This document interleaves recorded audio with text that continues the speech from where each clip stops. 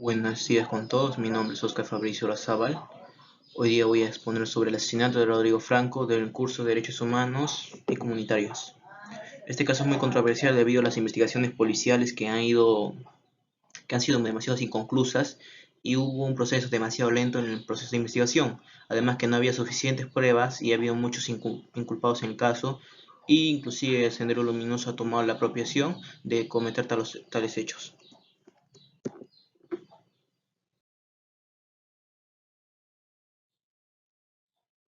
Primero tenemos que saber quién es Rodrigo Franco, qué sucedió realmente.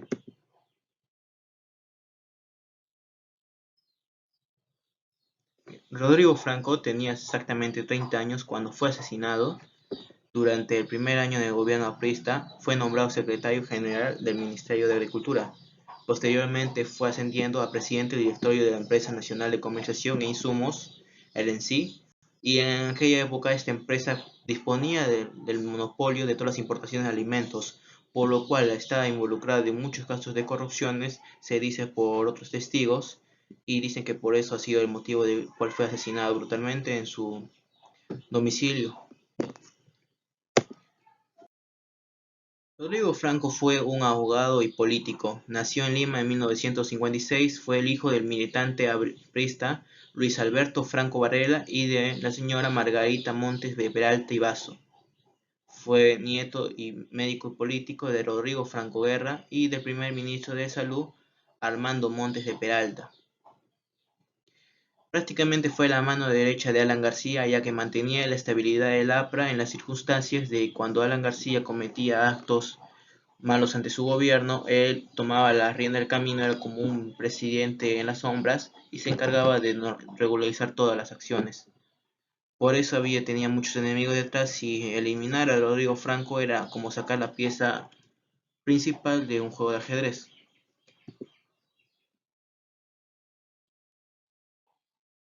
Los hechos suscitados el día viernes 28 de agosto de 1987 son los siguientes. Rodrigo Franco llegó con su familia a la Hacienda Era, ubicada en el camino rural del distrito de Ñaña.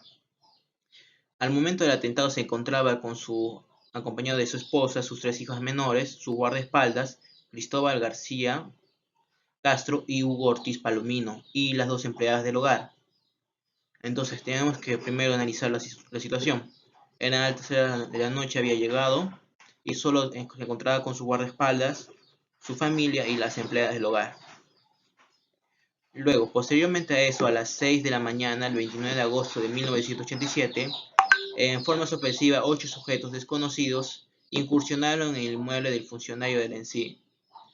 Estos se metieron bajo el uso de los explosivos y previamente habían cercado toda la residencia para evitar la posible fuga, escape. Prácticamente tenían analizado cómo era todo esa casa de Ñaña y lo cercaron para evitar que los guardaespaldas pudieran actuar, haciendo como pequeñas sombras para que los miembros de la familia se puedan escapar. Ellos contaban con armas de fuego, por ejemplo, como metralletas, inclusive AK-47, según testimonios como de la viuda. Posteriormente, ellos atacaron con disparos de fuegos y explosivos. ¿Cómo? Entraron al hogar mediante los explosivos usados en la puerta principal. Luego se suscitaron adentro del domicilio en la puerta donde se han encontrado refugiados todos, hicieron también explotar. Es para poder entrar posteriormente con las metralletas antes de las amenazas. El atentado, según comenzó, el único relato que tenemos oficial es de la esposa viuda actualmente, cuando decía que cuando todavía todo estaba oscuro, se dio el hecho, pero al concluir ya había amanecido por completo. Los hechos que encontramos en el homicidio de señor Franco ha sido que una vez los atacantes dentro de la habitación, dentro de la vivienda, hicieron detonar una carga explosiva en la puerta de la habitación, donde se encontraba toda la familia de dos empleadas. Algunos de los atacantes estaban en el jardín lateral de la casa que daba al cuarto principal a través de una puerta. Tenemos que detenernos acá cómo los atacantes podrían saber que en el jardín lateral de la casa daba el cuarto principal a través de una puerta. Entonces eso nos quiere suscitar de que ha habido involucrados como las empleadas del hogar que pudieron participar y analizar toda la situación dentro de la casa para ver las puertas y por eso se ha sido entrincherando. Dice, la viuda que estos gritaron: «Sal, Rodrigo, matamos a tu familia». Rodrigo Franco, pese a los ruegos de su esposa, la que está contando, la viuda, para que no lo hiciera, salió por la puerta que daba al jardín lateral y dijo: «A mis hijos no». La señora añadió que él abrió la puerta, la única que estaba cerrada, y fue ametrallado inmediatamente. Después de unos segundos oímos que una voz contaba hasta 3, mientras daba tiros. 3 tiros se dieron, volvió a hacerse silencio y en breves segundos que para mí fueron muy largos. Dice: «Tenemos que hacer un énfasis en lo que sucede acá. Después de unos segundos oímos que una voz contaba hasta 3 mientras daba tiros. 3 tiros, 3 tiros. En las organizaciones criminales, exactamente en las de terrorismo, el sinónimo de 3 tiros es para decir que el trabajo ya está cumplido, ya está hecho. O según las investigaciones del Bajo, nos dictamina de que 3 tiros es como una señal de respeto hacia dicha persona, por lo cual podemos dictaminar que tal vez eran conocidos o simplemente seguían una instrucción de la que estaba a cargo de toda la operación. Terminado el ataque, la señora viuda María Cecilia Martínez de Solar Salgado observó que los agresores se retiraban, pero no pudo reconocerlos, ya que dictamina de que estaban vestidos todos de negros y contaban con perfiles homogéneos y caminaban directamente hacia el río. Posiblemente en el río tenían una lancha que los estaba esperando para zarpar a su lugar de destino.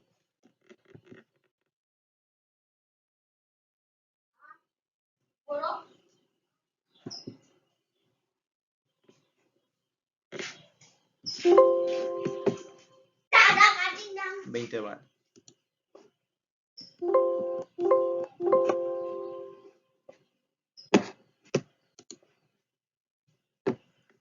Bien, podemos apreciar en las siguientes imágenes cómo el noticiario, como los periódicos decían 20 balas, se mostraban las armas utilizadas y cómo era Rodrigo Franco. Ahora, avanzando hacia la sección 2, vamos a tocar el punto más controversial, es la investigación policial y el proceso judicial.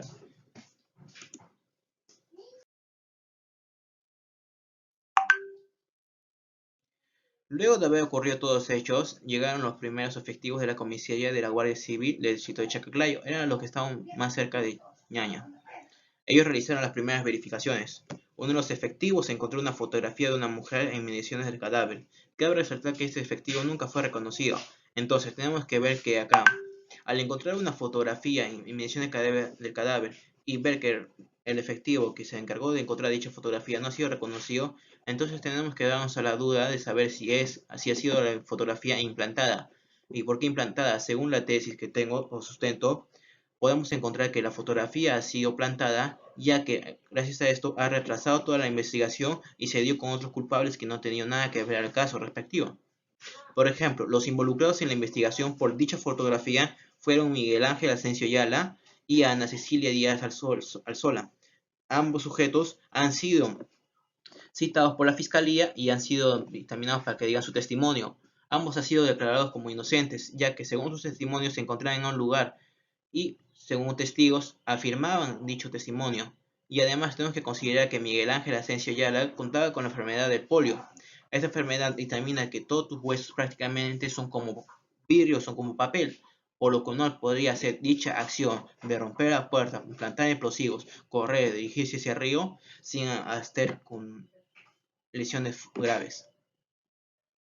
Entonces, el primer hecho que sustenta acá de por qué todo esto pudo ser una conspiración, algunos dictaminan, es porque el efectivo policial que encontró la fotografía no fue nunca reconocido. Y también tenemos que ponernos en el caso de en qué momento los delincuentes podrían tener una fotografía de una mujer dándoles pistas para que lo lleguen a investigar. Por lo cual damos la conclusión de que dicha fotografía ha sido una implantación para desviar la investigación policial.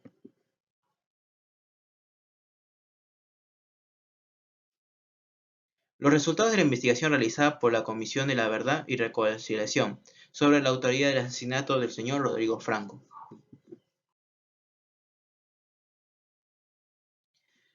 Diferentes tesis surgieron. Algunos dicen que fue realizado por un grupo paramilitar, que luego habría adoptado el nombre de Comando Rodrigo Franco.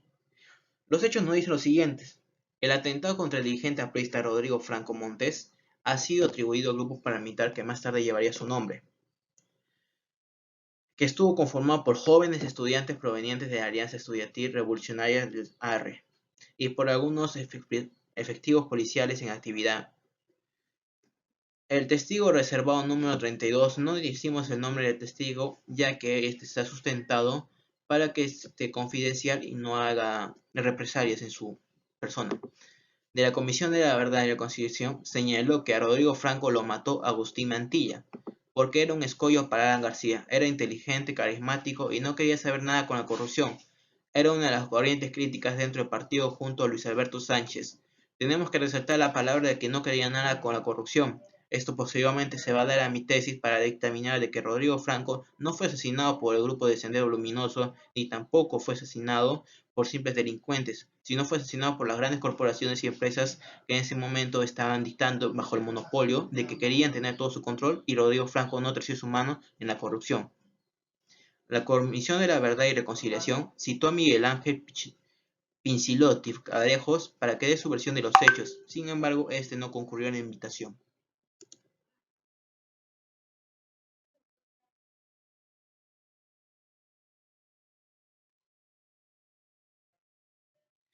La viuda dictamina también que su esposo, desde su cargo de la Empresa Nacional de Comercialización e Insumos, conoció la cerca corrupción que se encontraba y que funcionarios estaban comprometidos de gobierno aprista en dicha corrupción, por lo cual lo estuvo a punto de denunciar. Además, esto se afirma de que pocos días antes del asesinato, Rodrigo Franco Montes de Peralta había decidido renunciar a la Empresa Nacional de Comercialización de Insumos.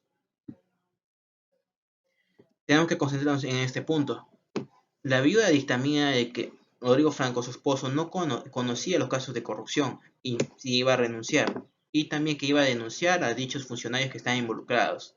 Algunos han dictaminado, según sus investigaciones extraoficiales, de que dentro del partido aprista han habido los involucrados para mandar a matar a Rodrigo Franco, ya que si él los denunciaba por el caso de corrupción, el partido aprista se iba a derrumbar y ellos iban a ir a prisión. Además, los contratos con las empresas multimillonarias que se encargaban de la comercialización de los insumos iban a fracasar. Además, se encontraba que dichos funcionarios públicos habían hecho por abajo diferentes contratos de comercialización de insumos y habían traído con mercadería que no era saludable para el ciudadano.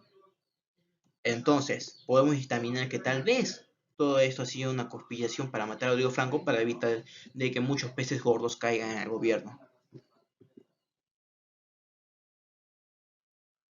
Ahora, otra teoría que surge es sobre la de Sendero Luminoso. Pero, ¿realmente Sendero Luminoso tiene que ver en esto? La Comisión de la Verdad y Reconciliación ha recogido diversas versiones que atribuyen la autoría del asesinato a Sendero Luminoso. Entrevistó a un miembro de Sendero Luminoso quien declaró que cuando estuvo en prisión escuchó a 3 integrantes de esa organización atribuirse el asesinato de Rodrigo Franco. Estos comentaron que el objetivo de este atentado era desestabilizar al gobierno aprista. Al evaluar el atentado, uno de ellos se jactó a haber sido el jefe de la operación y concluyó que estuvo bien Rodrigo Franco, porque si no volvamos a toda la familia. Estos comentaron que fue un miembro resentido del APRA le había dado información sobre Rodrigo Franco, puesto que el objetivo de Sendero Luminoso habría sido acabar con todos los nuevos líderes del APRA y desestabilizar dicho partido político. Los autores habrían dicho que era un gol matarlo. Ahora, tenemos que tener en consideración que estos sujetos a quienes se les entrevistó estaban dentro de prisión en ese momento del asesinato de Rodrigo Franco. Además, atribuirse un hecho de que como matar a un importante miembro del gobierno de la Prista en ese momento era un estatus social dentro de la prisión. Según aumentaban tus crímenes o que tan importantes eras, tenías un cierto reconocimiento dentro, por lo cual no podemos destabilizar o rechazar la teoría de que esto simplemente está atribuyéndose a un hecho de que no concluyeron ni tampoco fueron parte de tal. Ahora, sobre de que los autores han dicho de que matar a Rodrigo Franco era un gol, no hay nada de sorprendente, ya que dichos autores conocían que Rodrigo Franco era la mano derecha de Alan García. E inclusive todos en esa época de 1985 conocían las funciones de Rodrigo Franco y qué tal activo era en el partido aprista, por lo cual decir que era un gol matarlo es demasiado obvio, inclusive aunque no fueran los partícipes de tal delito.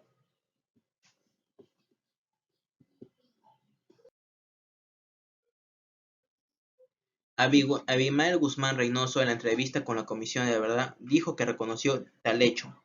Yo voy a desacreditar porque esto simplemente es inconcebible. En la entrevista a Abimael Guzmán, en el Centro de Reclusión de la Base Naval del Callao, con miembros de la Comisión de la Verdad, el líder senderista ensayó una explicación sobre la participación de Sendero Luminoso. Durante la investigación del presente caso, se dio a conocer el informe de la primera sesión del primer Congreso de Sendero Luminoso en búsqueda de mayor información. La Comisión de la Verdad y Reconciliación dialogó con altos mandos de Sendero Luminoso que cumplen condena en diversos penales del país. Sin embargo, se negaron a hablar sobre particular, limitándose a señalar que el tema lo debatirían públicamente. Muy bien. Tenemos que considerar que el perfil psicológico de Abimael Guzmán es considerado un genio, como tal, y atribuirse un asesinato de Rodrigo Franco, que en ese momento era el boom de las noticias y que era considerado como una figura casi como un santo de la política, era atribuirse mucho al Sendero Luminoso, y esto le generaría fama y generaría de que inclusive, aunque él estuviera en prisión, podía seguir actuando y podía seguir manipulando a sus demás partícipes para generar estos hechos contra los gobiernos. Ahora, desde un punto de vista criminal, Abimael Guzmán Reynoso hizo esto, como digo, para atribuirse dicha fama. ¿Y por qué digo esto? Al final de conclusiones diré la tesis de por qué realmente fue asesinado el señor.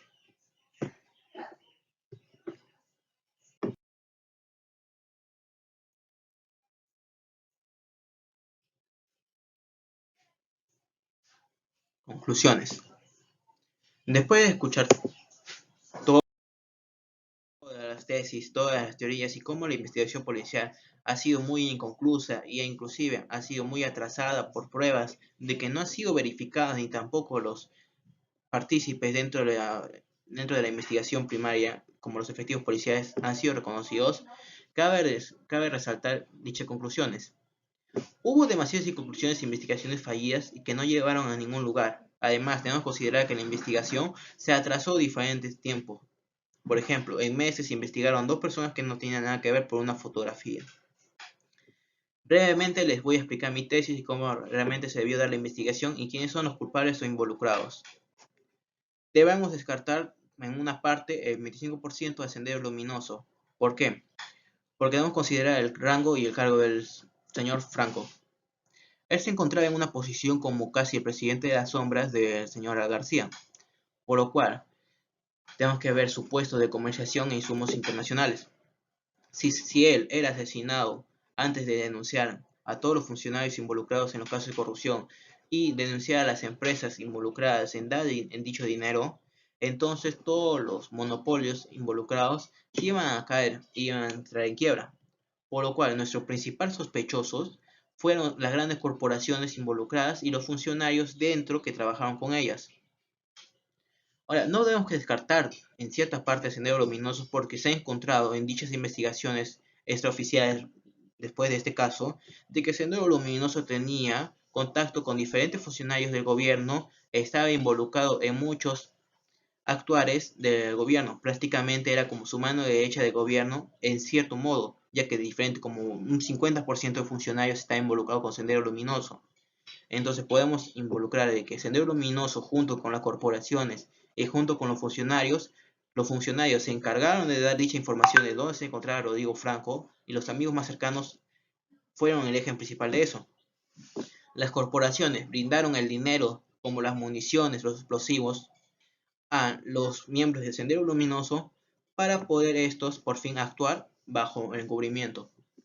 Ahora, tenemos que ver también de que, como dichos funcionarios y corporaciones están dentro, pudieron sobornar a diferentes policías, a diferentes efectivos, como el que mandó la fotografía en que encontró la fotografía cerca del cadáver, por lo cual quedaría recalcado de que dicha fotografía ha sido simplemente como una prueba cebo para que las investigaciones criminales se retrasen y así no puedan dar con los culpables. Entonces, la policía en ese momento debió actuar así. Primero, ver quién eran los más cercanos dentro de los funcionarios públicos, dictaminar su horario de entrada o cuál era la confianza que tenían con Rodrigo Franco. Segundo, debieron previamente disipar quiénes conocían la casa de Ñaña. Tercero, quiénes eran las corporaciones involucradas en los casos de corrupción en el área que trabajaba Rodrigo Franco. Cuarto, ver a aquellas personas involucradas. Por ejemplo, tal vez hubo cámara de seguridad dentro de la zona de Ñaña o tal vez no hubo. Ahora, eso tiene un punto muy, diríamos que están flaqueando, ya que ellos han entrado con capuchas negras, han entrado todos vestidos negros y han tenido perfiles homogéneos. Tenemos que considerar esto, que los perfiles homogéneos son difíciles de reconocer, ya que al estar todos tapados, aunque hayan las investigaciones policiales más exhaustivas y aunque la señora los haya reconocido, es imposible dictaminar con su rostro. ¿Por qué? Porque no estaban todos totalmente vestidos de negro y no podían saber quién era, no había ningún rasgo facial, tampoco había ningún tatuaje, ninguna marca del cuello, ninguna marca en las manos, prácticamente no había nada, eran como fantasmas ingresando a un domicilio. Dentro de las investigaciones policiales también se dictaminó el testimonio de un guardaespaldas que quedó sobreviviente. El otro guardaespaldas fue brutalmente asesinado y fue encontrado en el coche por la señora. Este guardaespaldas dijo que reconoce a dichos involucrados, que los vio, pero esto se desestima porque por el testimonio de la viuda de que han estado vestidos de negros. Entonces, ¿qué podemos al final concluir de todo este caso de Rodrigo Franco?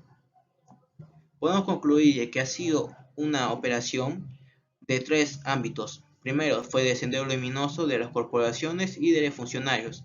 Tenemos que ver también las consecuencias de su asesinato de Rodrigo Franco. Después de que haya sido asesinado, el gobierno aprista ha sido brutalmente golpeado y ha sido brutalmente, diríamos que sus acciones ya no han sido tan tomadas con confianza, ni tampoco Alan García pudo tener su mano derecha o el otro presidente en las sombras, que era Rodrigo Franco. Por lo cual podemos concluir de que hubo dinero de por medio en las investigaciones y que estas investigaciones policiales que se llevaron han sido hechas por corruptos y funcionarios de que han estado involucrados en dicha investigación. Bueno, eso es todo por mi parte de exposición. Espero que les haya gustado mi tesis y ver cómo las investigaciones policiales y cómo han involucrado gente inocente para dictaminar al final de que no ha habido culpables de Rodrigo Franco en su asesinato y que Sendero Luminoso fue responsable de todo eso. Imagínense, Sendero Luminoso en ese momento era atribuido bajo todos los delitos y hacerse famoso por un delito que no cometió era como una joya para ellos. Es todo y gracias.